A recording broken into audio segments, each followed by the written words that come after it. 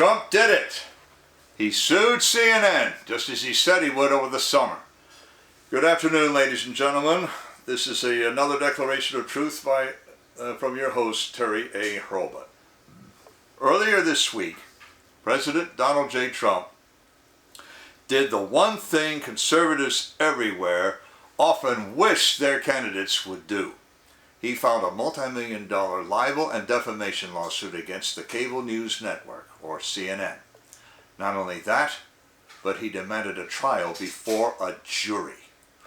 This case promises to be a sensation, not least because it will review, in a short interval, the canards of more than a year. Even if Trump does not prevail in the law courts, he will prevail in the court of public opinion. And this case just might save the Republic. Before I unpack the complaint, I do want to shout out to the prime sponsor of this channel, which is Conservative News and Views. Link in the description. Be sure to check out the awesome CNAV Store. Scroll down near the bottom for that link. Lots of great merchandise there, including this t-shirt that I have chosen for today, which reads, 1984 was not an instruction manual. Well, Brian Stelter, Jim Acosta, Alan Francis, and Fareed Zakaria et alti ad nauseam turn 1984 into one. Today I'm going to show you how, as Trump intends to show a jury how. One more thing. If you like what you're about to hear, you can like this video. You can also click the bell icon to get a notice every time I come out with a new one.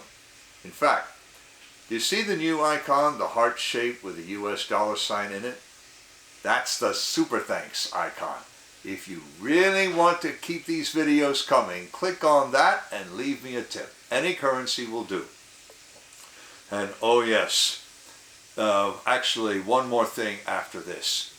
Hear me, Brian Stelter, Jim Acosta, Alan Francis, and Fareed Zakaria. I'm going to lay it on the line about the way you and others at CNN played fast and loose with the facts and present a positive menace to this republic. If you don't like what I have to say about you or your present, or in some of your cases former employer, leave comments. That is, if you have the testicular fortitude. This case has a brutally simple name, Trump versus CNN. The court listeners site has the case documents, to which I've left a link in the description. In his introduction, Trump goes to the heart of what CNN pretends to be and has become. Trump makes much of CNN's motto, the most trusted name in news. What a joke.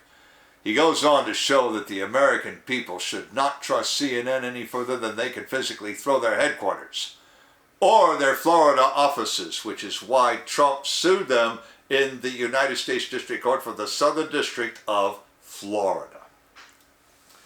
Regular readers have all heard the canards: racist, Russian lackey, insurrectionist, and of course that famous Godwinian canard, Hitler. Godwin's law says, once you compare the other person to Hitler, you have ended the discussion. Now, perhaps Trump's law will say, once you have compared anyone, even a public figure, to Hitler, he need not respect you unless and until you take it back.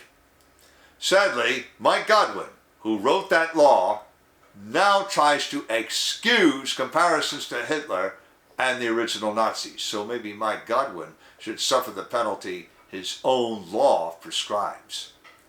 But I'm not here to talk about Mike Godwin. I'm here to talk about CNN. And here is the problem they have made for themselves.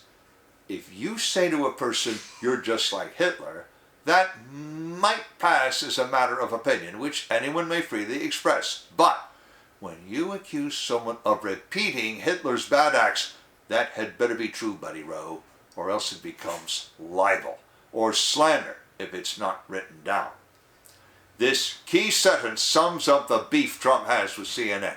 Quote, "These labels are neither hyperbolic nor opinion. They are repeatedly reported as true fact with purported factual support for allegedly reputable newscasters. Acting not merely with reckless disregard for the truth of their statements, sufficient to meet the definition of the legal standard for actual malice, but acting with real animosity for the plaintiff and seeking to cause him true harm, the way actual malice commonly is understood. Close quote. Notice Trump stopped there. He cites ideological homogeneity in the media as grounds for a complaint even apart from actual malice. To quote the late Judge Lawrence Silberman's dissent in Ta versus Global Witness Publishing, ideological homogeneity in the media or in the channels of information distribution risks repressing certain ideas from the public consciousness just as surely as if access were restricted by the government. Unquote Lawrence Silberman. Can anyone doubt that the legacy media have achieved ideological homogeneity? This has been a staple of the legacy media since shortly after the Spanish-American War. This ideological homogeneity affects social media too. Judge Silberman also gave this warning about what the real Adolf Hitler did.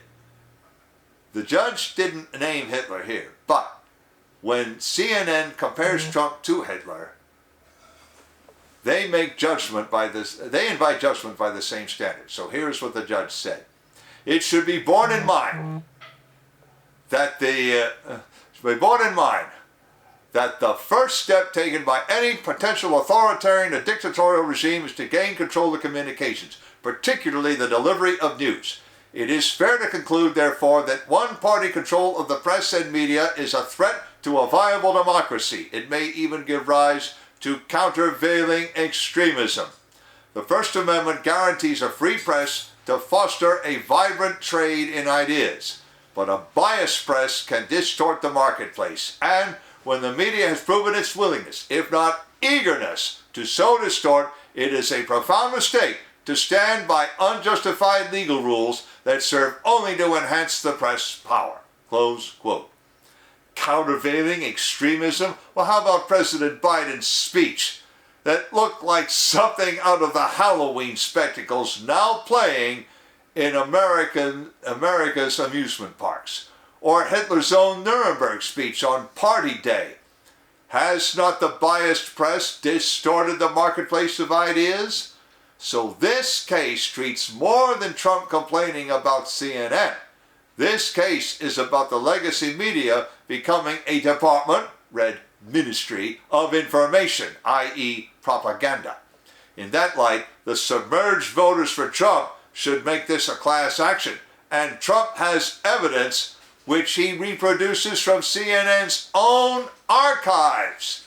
He starts actually in his introduction with PolitiFact's ratings of Trump as Hitler, ratings of the Trump as Hitler memes on CNN.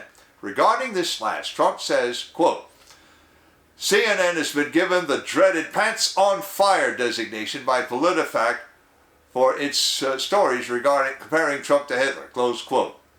PolitiFact does keep score on ABC, CBS, Fox, and MSNBC and CNN on whether certain stories they tell are true. PolitiFact rates 22% of CNN stories as mostly false, or pants on fire, as in liar, liar. That's actually a better record than those at MSNBC or Fox, so one wonders how honest PolitiFact really is. But lo and behold, today the CNN file no longer exists, but the Wayback Machine has a copy, and indeed a file on that page, as it usually does. I've left a link to that Wayback Machine snapshot in the description. Well, I looked it over, and what do you suppose I found? Alan Francis, on Brian Stelter's reliable sources, said on August 25th, 2019, Trump is as destructive a person in this century as Hitler, Stalin, and Mao were in the last century. He may be responsible for many more million deaths than they were, unquote Alan Francis. To their credit, PolitiFact jumped on that comment the very next day. I have a link in the description to that analysis, which I also took from the Wayback Machine in case PolitiFact that tries to get cutesy and take that down too. Now what was Alan Francis talking about? About deaths from climate change.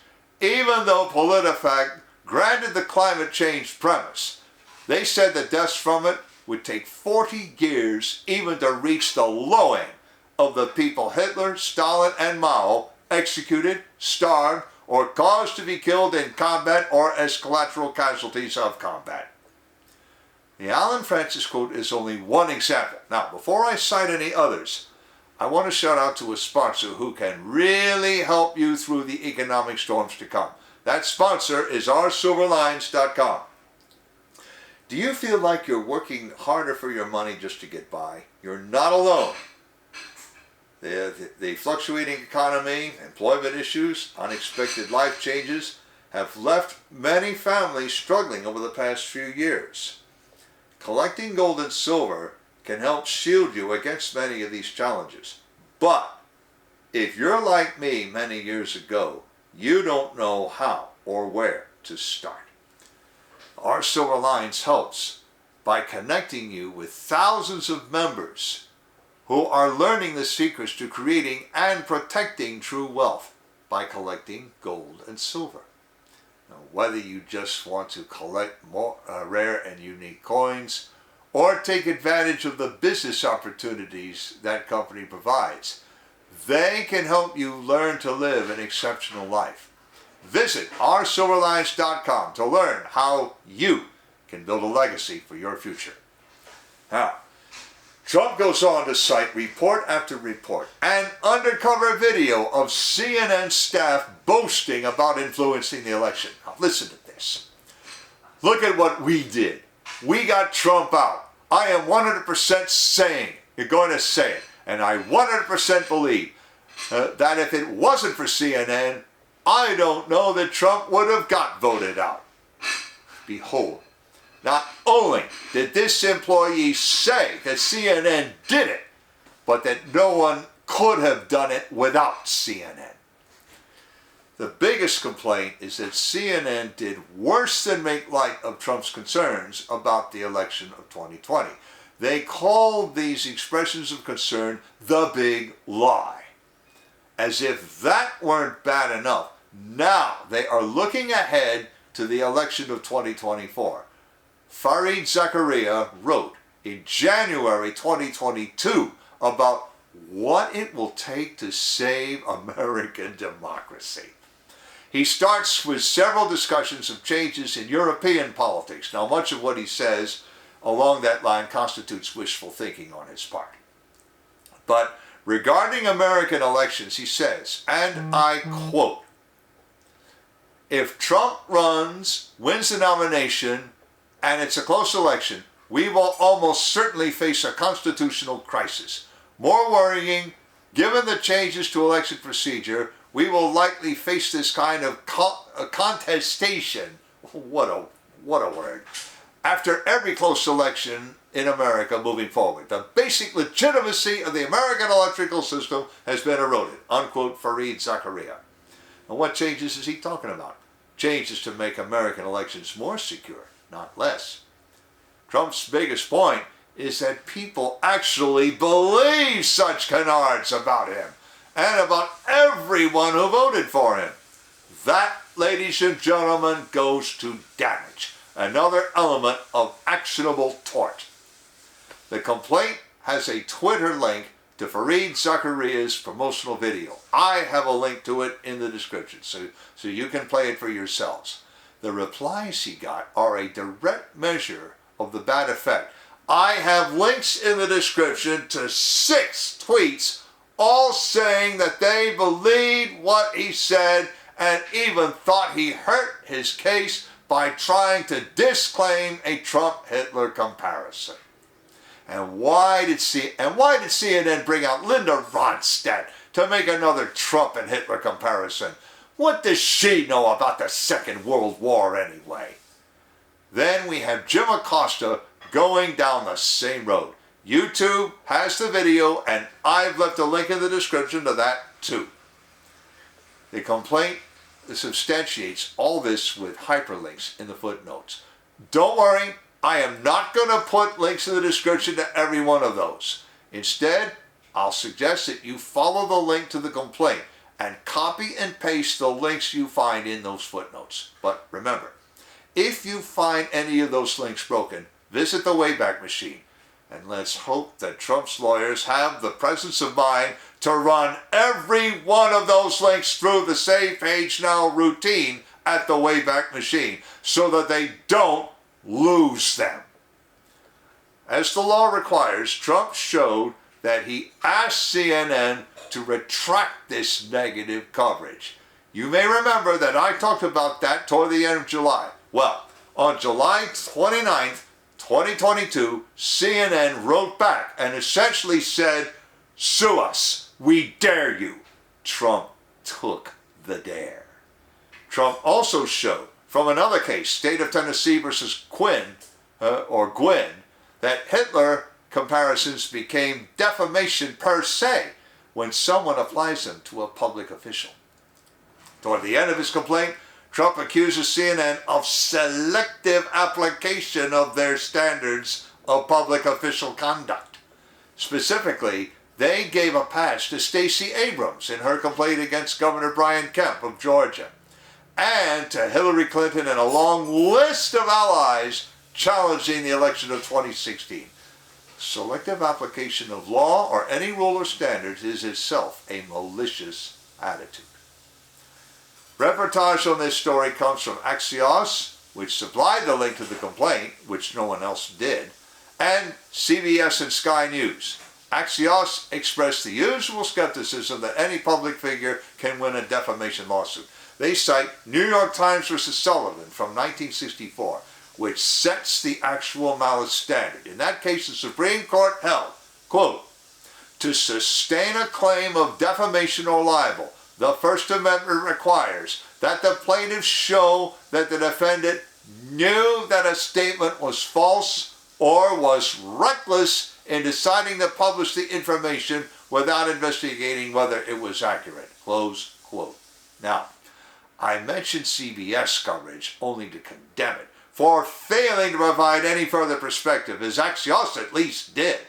Sky News similarly covered this case only superficially, then saw fit to list a litany of civil actions against Trump and criminal investigations, including the infamous Trump raid, as if they would excuse CNN's conduct. In filing this action against CNN, Trump never said CNN would be his only target. In fact, he said they were his first target, according to Conservative Research Group. That alternative newsletter also cited young Nick Sandmann's successful lawsuits against CNN and NBC. Those cases never went to trial because the outlets settled out of court. But Trump versus CNN likely will go to trial before a jury, as Trump demanded. That jury will have the opportunity to save not democracy, but the republic. Remember, democracy is two wolves and a lamb voting on once for dinner. Democracy is also unstable and leads to oligarchy. Dictators are non-hereditary monarchs, and like all other monarchs, must answer to wealthy and powerful backers. That was true even in Philip Lee Ralph's vaunted age of absolutism, when European monarchs enjoyed the support of their oligarchs. No monarch has ever held since. And it is especially true today of a president who has let slip that he is not in charge. But the republic is a system of law, and enough of that law is immutable and unamendable to protect the lamb from the wolf pack. The attacks on Trump that he cited in his complaint are actually attacks on those of us who value life, liberty, and property. Remember, Alan Francis accused Trump of killing more people than Hitler, Stalin, and Mao combined. But Mr. Francis said Trump did this by withdrawing from the Paris Agreement and thwarting efforts to deprive people of property, liberty, and even life without any semblance of due process of law. That is CNN's quarrel, that they want to destroy the republic and Trump wouldn't let them. Trump has said before, and I quote, They are not attacking me, they are attacking you. I'm just in their way. How right he is. Link in the description of the article, to the complaint, to the PolitiFact CNN scorecard, courtesy of the Wayback Machine, to their pants on fire analysis of Alan Francis' wild statement, also courtesy of the Wayback Machine, to Fareed Zakaria's tweet, to the 6 tweets in response, to the Jim Acosta video, and to Conservative News and Views. I've also left links to the awesome CNAV Store and to ourcivilines.com, as I also mentioned. You know already about how to like a video, turn on notifications, and leave a tip. On the end screen, I'm going to leave a subscribe link and links to the Jim Acosta video, my earlier treatment of Trump's quarrel with CNN, and my review of that speech by Joe Biden. This is Terry A. Hurlbut delivering another declaration of truth and reminding you to let the truth set you free.